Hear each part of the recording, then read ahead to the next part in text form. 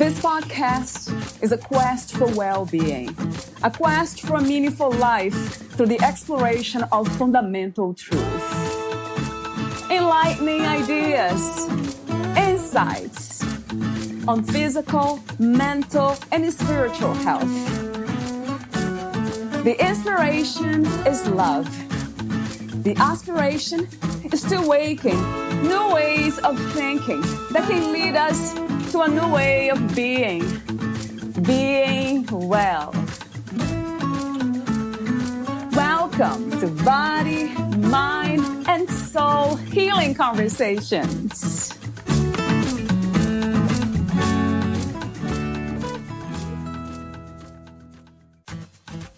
The core of change is learning, which is ironic. Our institutions of learning are slow. Some might even say immune to change. Valeria Teles interviews Julie M. Wilson, the author of The Human Side of Changing Education: How to Lead Change with Clarity, Conviction, and Courage. When we ask schools to change, we are asking human beings to change, and this requires special tools and a human-centered approach. Change the heart of the system by enabling the hearts and minds of those who make schools work. Learn to make sense of challenging change journeys and accelerate implementation with this practical framework that includes human-centered tools, resources, and mini case studies. Understand why resistance is to be expected and how to get through it. Discover 3 different kinds of change strategies and when to use which one. Learn how to use the messy middle of change, where real transformation happens. Julie M. Wilson is the founder and executive director of the Institute for the Future of Learning, a nonprofit organization dedicated to helping transform the one-size-does-not-fit-all model of education. She has over 15 years' experience building effective learning environments that unlock human potential and enable organizational culture to adapt and grow during times of change. Julie graduated from Harvard's Graduate School of Education with a master's degree in technology, innovation, and education. Her book, The Human Side of Changing Education, was published by Corwin Press. Meet Julie at the-ifl.org. Here is the interview with Julie M. Wilson.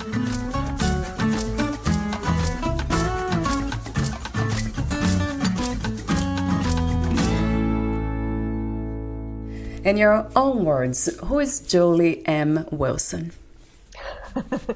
Julie M. Wilson. Well, the M is important because my middle name is, I was called after my Aunt Margareta, who basically raised my mother. And my mom's mom was also called Margaret. And on my father's side, my grandmother, her name was Margaret, she got called Rita as well. So I feel like the M stands for all of the great women who have gone before me in my family. Wonderful, beautiful name, though. So, there's anything else you'd like to add about who you are? Sure. Well, I guess, I was raised on a farm in Northern Ireland. I have 3 brothers, and mum and dad always supported my education. And my dad in particular told me to take it as far as as I possibly could. And I've described myself as a learning junkie. So I love learning, and education has been very good to me. And at the same time, it's a lot of change that I think needs to happen to help us thrive in this wild and crazy world in which we live. So I come from a love of the education system, as well as a deep respect and a knowing that it needs to change and transform. So this is the topics we are discussing today is in your book, The Human Side of Changing Education: How to Lead Change with Clarity, Conviction, and Courage. So, but before we talk about some of these topics, let me ask you these warm-up questions, as I mentioned off record. What does it mean to be a human being from your perspective? That's a big question. Right. 2 o'clock on a Thursday afternoon. Right.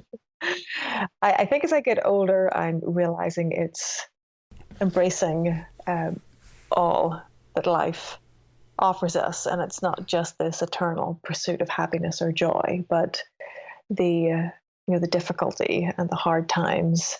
That there's incredible value to really sit with that and embrace that. So it's really that incredible breadth and depth of human experience. If we can really embrace that with faith, then I think that brings out our true human beingness, if that makes sense. What is spirituality to you? Well, I grew up in Northern Ireland, and you start with the word religion, and I grew up in the 70s and the 80s, and that was during the height of the Troubles, and you were either Protestant or Catholic, and that's where the conversation started. But since then, and I rejected so much of that since then, and having lived in different parts of the world and had a few dark nights of the soul, for me, spirituality is believing that there is a force greater than all of us, and there is a grand design, if you will. There is a greater design of possibility.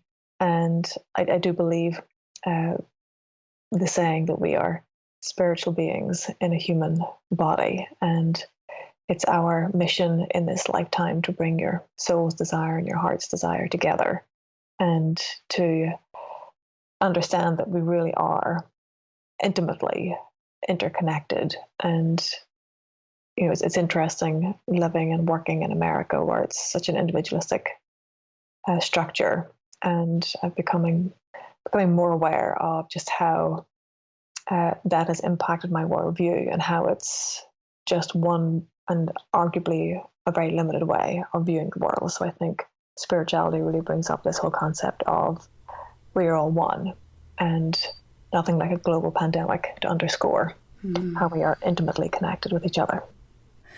The pandemic, right? 2020 has been a time of change, challenges. What have you learned from 2020, Julie? Well, I'm still trying to unpack that, Valeria. Right. Yeah, I know. I think one of the sort of lessons that's really springing top of mind is I tend to have a very fast pace, and I've always really enjoyed and loved my work, so I can work, and that gives me energy. But something shifted for me this year, where I had some health issues and this overwhelming sense of exhaustion. So I think what I've learned is that if you slow down, it doesn't mean that nothing's happening. Sometimes very much the contrary, and the slowing down and the rest is as important, if not more so, than the doing. What is your definition of power? It's a great question. Definition of power. Yeah. For me, I guess it's getting up in the morning and deciding exactly what I want to do. Right. Just making that decision, or actually going all the way with that and making that happen. Yeah, I guess that would be exercising your power at that point. It's right. The power for me is intimately linked with agency, and it's part of what brought me to education, which is it possible to design and build a life of your own choosing, right, regardless of demography? And I believe if we spend 12 years within a system of education, that should be possible, but it's too often not for too many children. Right. So I would love children to graduate from high school with a sense of not of an external power, but an internal power, a capacity to act, agency, a self-direction, if you will. What do you think is the purpose of the human experience? I think at a super, super, super high level, it's to love and to be loved. Yeah. When I think about what people have shared in those, well publicized interviews of people on their deathbed. Yeah.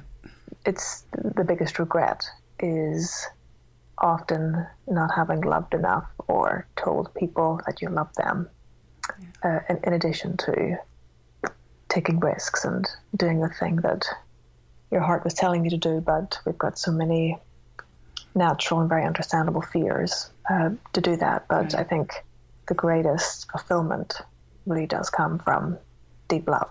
And that, of course, starts with oneself. Love, we all have our own understandings of what love is. What is your understanding of love? Another juicy one. Valeria. I'm going to say selflessness, but it's not that selflessness where somebody's saying, I don't matter. It's all about you and your needs. Right. It's some really intricate interplay, I think, between a really solid grounding in yourself, but being entirely selfless with the other, if that makes sense. That sounds almost like the idea of unconditional love for ourselves and others, applying that in. Is that a realistic goal, to strive for unconditional love? I think so. I think at the core of it, it's understanding that you've got your soul and you've got your ego. Yeah. And if your soul can see the other soul, then that is love. And understanding there's this ego and this human experience that can sometimes get in the way, sometimes elevate. Yeah. What do you love most about being a woman? I don't know if this is a female thing or not, but I love my bath and sinking into a bath of Epsom salts and feeling that energy. And there's just, I can literally just feel everything in my body relax whenever I do that. And I can feel, the energy in my hips, and I can feel that strength and that fluidity. And as I get older, I feel like, I've been such a pace-setting kind of person, and I've very much leaned on the masculine side of things. But as I've hit middle age and start to walk down the other side of the hill, as it were, I'm starting to embrace more the messiness of the female side of ourselves, and the fact that there's a non-linearity there as well. Have you faced any challenges for being a woman? There are none that spring readily to mind. Yeah. I grew up in a really large family of extended cousins, aunts and uncles. I grew up with 3 brothers. I really appreciate the masculine side. And I feel like I've been very fortunate in life. I've chosen a profession where I feel valued, like I have a voice. But I have many friends who are in professions which are male dominated and have really struggled and have hit either the glass ceiling or, the glass cliff in some cases. But the fact there's nothing really that immediately springs to mind. What is the meaning of freedom to you? What is to be free? I guess I'm going back to power. So I think it's understanding that we can control only 3 things in life: what we think, what we say, and what we do. And that gives us tremendous freedom if we choose to take it. Yeah. So again, I'm mindful, as I'm getting older, of reminding myself of that you are free. And to know that if I don't like something, by not choosing something different, then I'm actively making the choice to keep doing it, if that makes sense. Yeah, it does. And so it's the capacity to act, I guess, really, for me. So how did you become a writer? I believe whenever I was doing my postgraduate work, and it was a course called Educating for the Unknown. Yeah. And, I did my graduate work somewhat later in life. I was in my early 30s at that point. And I remember in that class, we were given multiple opportunities to submit drafts of papers. And that was the first time that I'd ever experienced that. Historically, you write the paper, you get the grade. You don't even look at the comments. You just see, was it an A or not? And then you move on to the next thing. So this was novel, getting feedback on writing. And I remember for that class, we also had the Shrunk and White volume as a read. And I really feel like that class helped me be a better writer. The feedback was so helpful and really formative for me. And then I think I also started to notice who are the writers that I really love to read and why do I love to read them. And it was a combination of their style, but also really trying to almost view it as, if you had to pay for each word, is it useful? Does it add anything? Or am I just, is this a $10 word when a when a simpler word would be even more powerful? Right. And what was the inspiration, Julie? So your intention of writing your book, The Human Side of Changing Education? So the inspiration was visiting many different schools and seeing what is possible. And I had a great mentor, still do, a wonderful man called Arthur Levine. And I had done some work for him whenever he was at the Woodrow Wilson Foundation, a research report. And he said, I think you might have a book here. Mm-hmm. And I'd always thought I would write a book and never quite plucked up the courage. But it's a classic case, I think. I talk about in the book, the hero's journey. And you've got that call to adventure and then the meeting of the mentor. And I'd had the call for some time to write a book, but I think it really took Arthur saying, I think you could do this. And sometimes all it takes is somebody else outside of your own head to say, I think you could do this.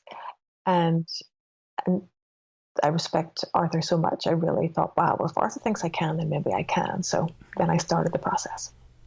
The beginning of your book, one of the first quotes you have there, it's an interesting one. You say, the core of change is learning, which is ironic. Our institutions of learning are slow. Some might even say immune to change. Talk to me about that. Sure. So there's this great irony, I think, that schools ideally and are positioned as institutions of learning, too often though they are institutions of knowing. So the goal is to have the right answer, not necessarily to have a question.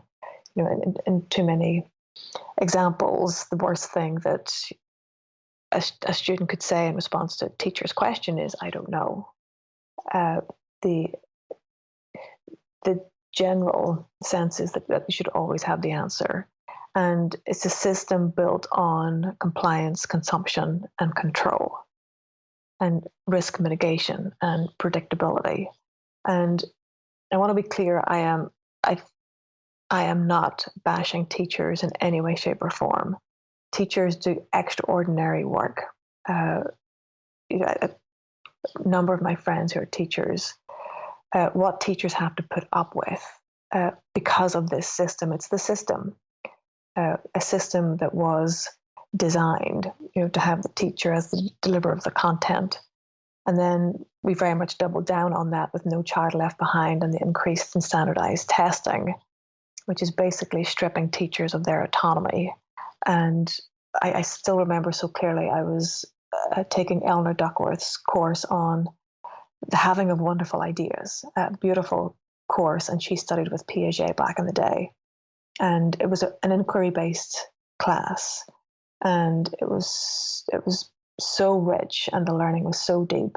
And I still remember there was a woman in that class, and we were debriefing what we were taking away, and she was in tears. And she shared that she was a teacher in the local public school system, and she just knew that if she approached her classes in this way, the way that we were learning, she would really the kids would come alive. But she said, I am held to standards. I am held to, and she just listed, the system constraints that she's in. And so many teachers are facing that. So teachers aren't really being invited to help kids learn. They're being told to help kids pass standardized tests. Is that connected to the patriarchal model of education, Julie?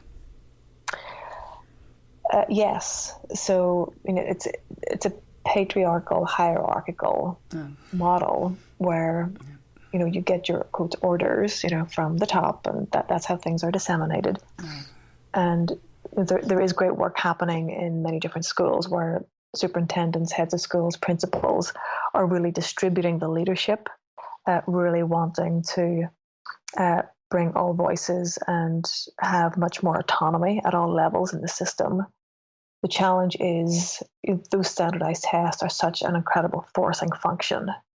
And the fact that if a school or a district says they want to really embrace a very different vision of pedagogy and curriculum for their kids, if you're going to move from the standardized hierarchical model to one that's much more flexible and much more oriented towards the 21st century, that change process can take anywhere from 5 to 7 years. And that's a lot to ask of a parent body to hold that container for that district while they go through all of the messiness of that change. And I get it. I've come to motherhood late in life. I'm 46. I have a 3-year-old, and I think about the high school that he might go into, and I'm thinking now, if there's anything I can, I want to learn more about it because a lot could change, in the next 10 years. A lot will change in the next 10 years, and I wonder, will the local system keep up with it or ahead of it? One of the questions I ask myself a lot of times, why do we resist to change even though we know that change will be the best for us? So I think it's because change is unknown. We are stepping out from what we know to an area that we don't know. And I go back to David Rock, who's done a lot of great work in neuroscience and leadership. And he has a model called the SCARF model. S stands for status, C stands for certainty, A for autonomy, R for relatedness, and F for fairness. So if a system's going through change, my status is threatened. So if I'm a department head and you're saying we're going to embark on an interdisciplinary curriculum, what does that mean for me and for my department? The C for certainty, well, that's self-explanatory. That goes out the window. We're all experiencing that right now. High levels of, in some cases, debilitating uncertainty. Autonomy, going through change.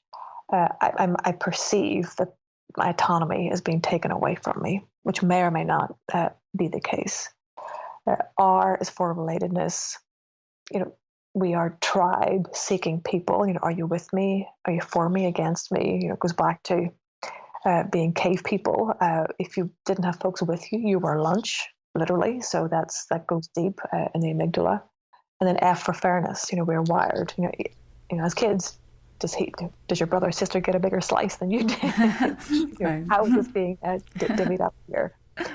So I like that model because it helps, I think, unpack, this is the human reality of what we're going through. And change is deeply, deeply uncomfortable.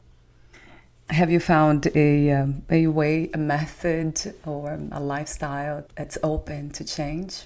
Yes, I've gone through a lot of changes in my life, and I've gotten better at really getting quiet and listening to my own internal barometer.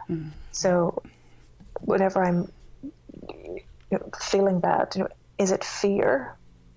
Am I making this decision through fear or through faith? Right.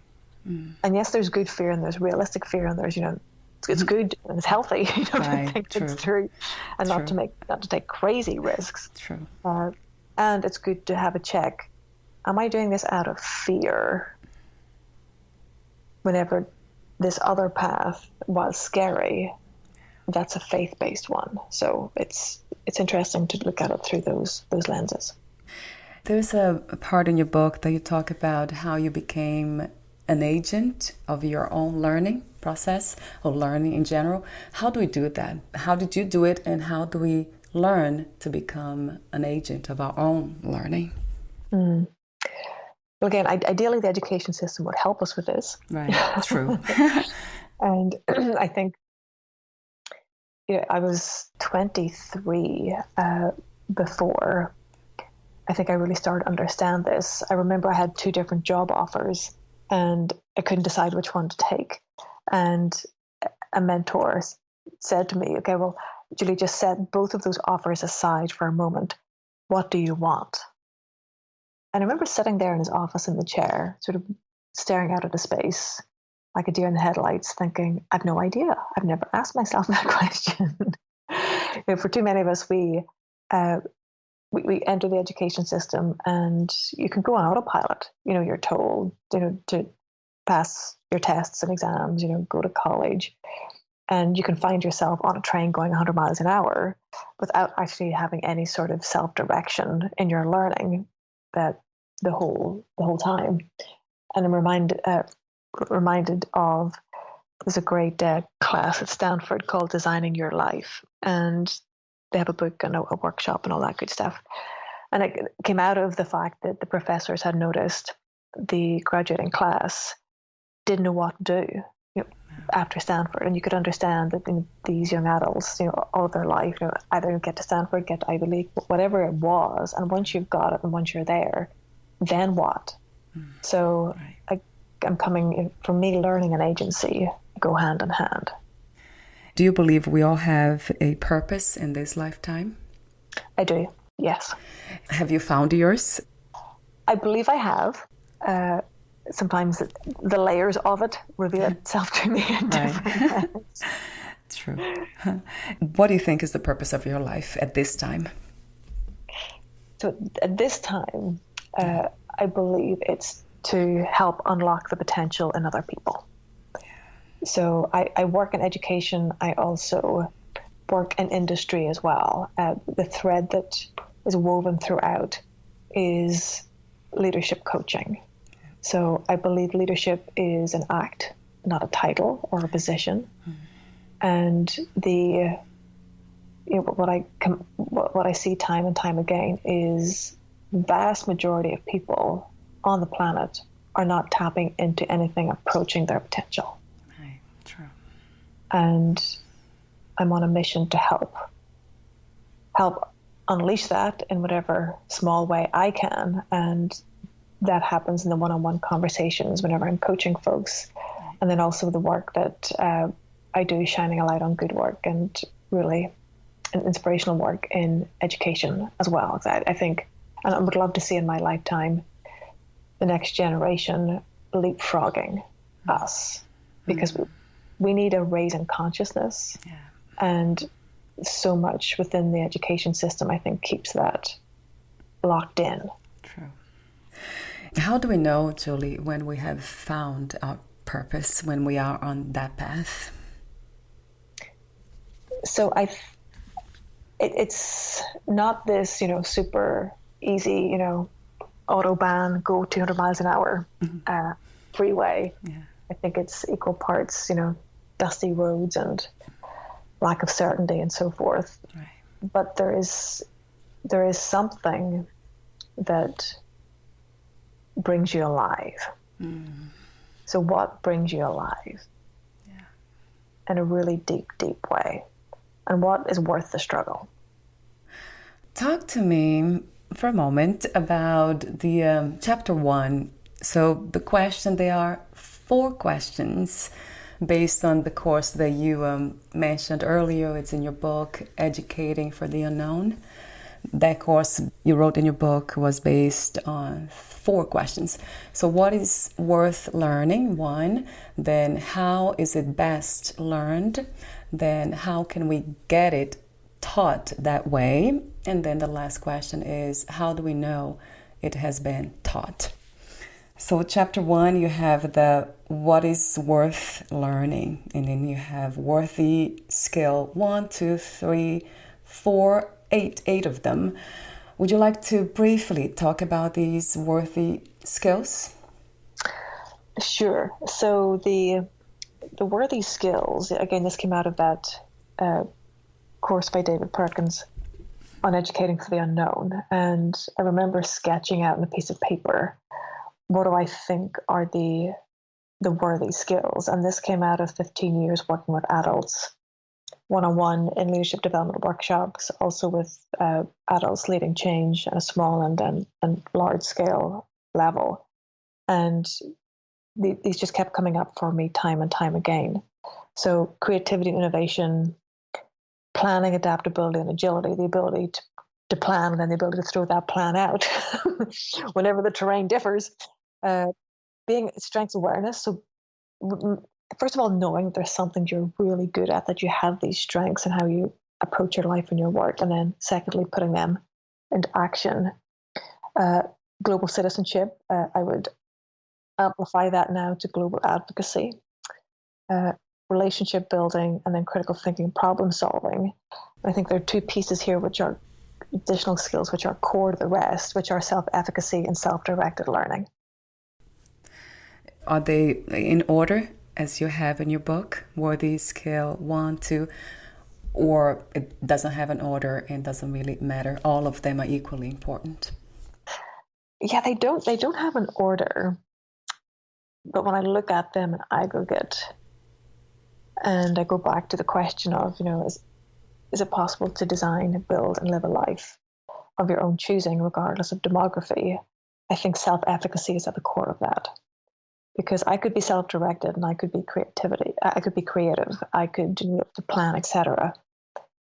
And I could do all of that. But if I see there's something else over here that I would like to do, and I don't believe that I have that in me, then I'm not going to do it. Then you're not tapping into your potential. So I guess the self-efficacy and the potential I see going hand in hand. So we're almost at the end. You have chapter 3, 5, success factors for change. That's a very important and interesting chapter. Your entire book is just incredibly well written and helpful to all of us, not just educators and leaders of education and parents, but everyone can learn from that. I'm learning. I have to go back to it. Chapter 5, leading yourself through change, the hero's journey, of course. Yeah, incredibly helpful. And boy, we always go back to that. It's interesting over and over again. What was the hardest lesson to learn about yourself in life as of today? I think I'm going through it right now, and it's being a parent. I think it's going to be, if Mother Nature is good to me, and and to my son, I think this is going to be another 30, 40 years of learning this lesson. I think I thought I knew how to be in the world, and then I have a son, and the lessons that he provides me every day. Some are completely joy-filled, and some are amongst the hardest. But I think being a mother, trying to find everything else kind of pales in comparison to that right now. What is another word for success, Julie? Another word for success. Yeah. But when you say that word, I think fulfillment. Success, I think, is a very sort of glitzy, 1980s, big house, big car, fancy clothes, all of that. And I think we're being invited to think about that in a different way. And I think fulfillment is what I'm shooting for right now. And I think if we pause several times on a daily basis, it's waiting there for us. Yeah. So it's already here.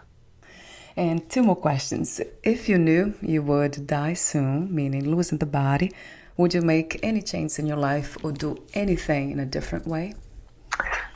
When you say soon, what's the time frame? Right. Good question. I have a day.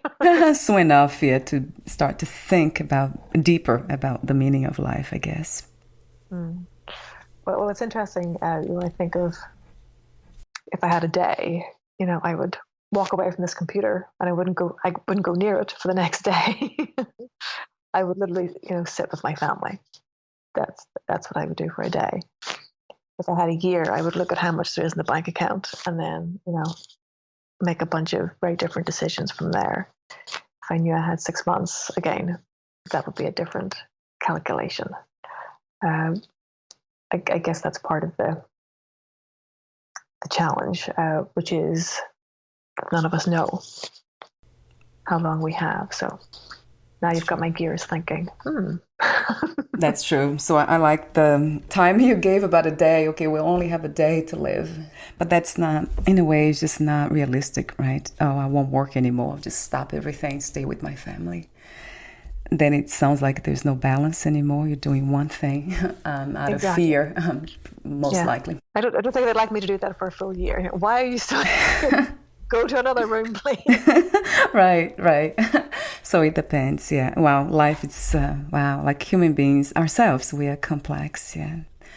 What are 3 things about life you know for sure as of now?